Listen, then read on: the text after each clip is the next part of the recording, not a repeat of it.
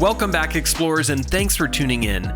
You probably don't think of the city of Fresno as being particularly revolutionary, but you might be surprised to learn that just a little over 60 years ago, this California city changed the face of how the entire world does business. I can't wait to tell you how, so make sure you like this video, subscribe to this channel, and turn on notifications to receive updates on new videos. So I'm exploring California's Central Valley today. The tourism industry in California is booming right now. In fact, 2018 marked its 8th consecutive year of growth. According to the U.S. Department of Commerce, over $140 billion was spent on tourism in California in 2018 alone. We had over 7.5 million overseas arrivals at a California port of entry, with 66% going through LAX, 33% going through San Francisco International, and then 1% must have gotten lost and ended up at San Diego. Anyway, in spite of those staggering statistics, I'm currently exploring Fresno. Now, I know what you're thinking. Fresno, California isn't one of those places that's on the forefront of thought when you think of the traditional California experience. Places like Los Angeles, San Francisco, Napa Valley, or Yosemite. Fresno is located at the geographical center of California, and I think because of that, there's some confusion on whether or not it belongs to Northern California or Southern California. So if you have a thought on that, let me know in the comments down below. In 1958, the city of Fresno, California played a critical role, actually a central role, in reshaping the face of global commerce. And if you use one of these, a credit card, then you can thank the city of Fresno, California. You see, up until the late 1950s, there hadn't existed yet a universal system of revolving credit, like a credit card we use today. Instead, consumers had to open multiple credit accounts with several merchants, like department stores, and those balances had to be paid in full each month. It was a little inconvenient, to say the least, to get multiple bills from multiple merchants every month and then having to pay them in full. And there was kind of a catch-22 reason why there wasn't a universal credit card back then. You see, consumers didn't want to use a card that not enough merchants accepted, and merchants didn't want to accept a card that too few consumers used. So in 1958, Bank of America set out to solve this problem when it introduced the BankAmericard, the world's first credit card. But it needed a test market that was large enough to make a credit card work, small enough to curb startup costs, and remote enough to control a potential PR disaster if the project didn't go to plan. The answer was Fresno, California.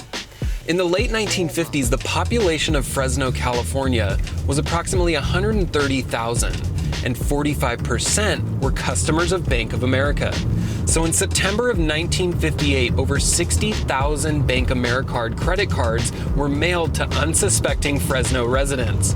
And the result was absolute chaos. First, the bank kind of panicked when they got wind that a competitor bank was about to release a similar credit card in Los Angeles. So Bank of America expanded its test market to Los Angeles and San Francisco.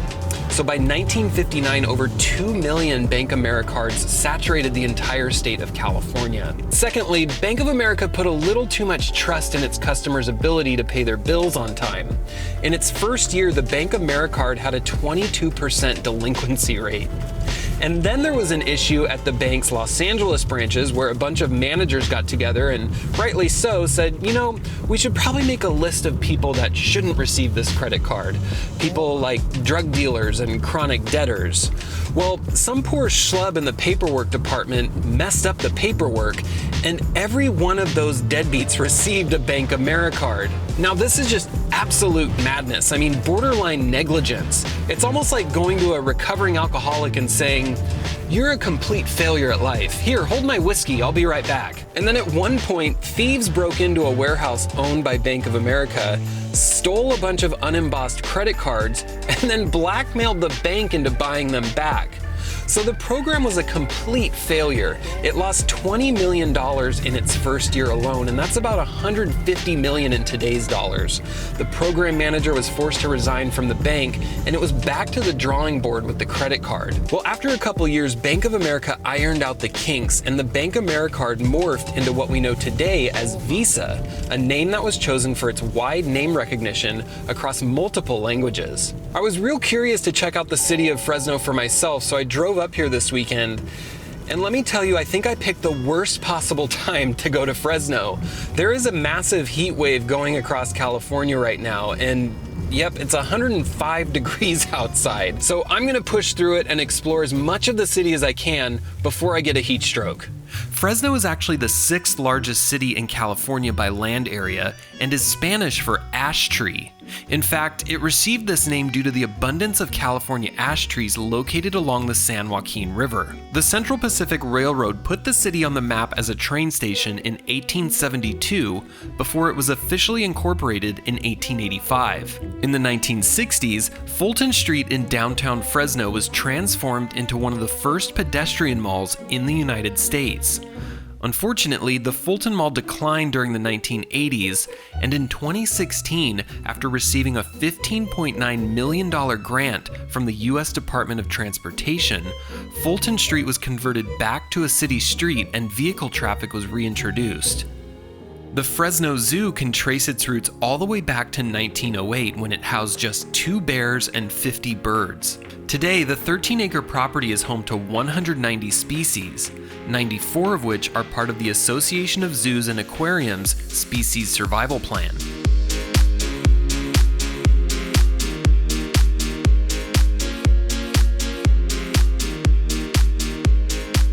Located west of downtown inside the 225-acre Kearney Park sits a French Renaissance-style mansion built in 1903.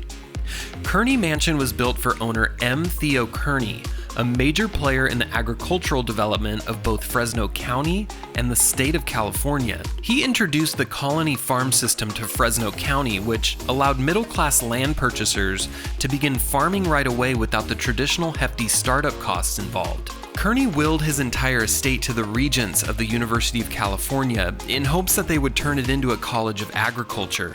But the university ended up selling all of Kearney's land in 1949, except for Kearney Park, which was leased to Fresno County.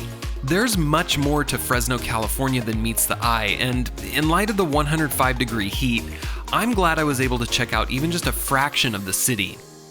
If you've ever been to Fresno or the surrounding area, let me know some of your favorite spots in the comments down below. Thanks for watching, and as always, remember to never stop exploring.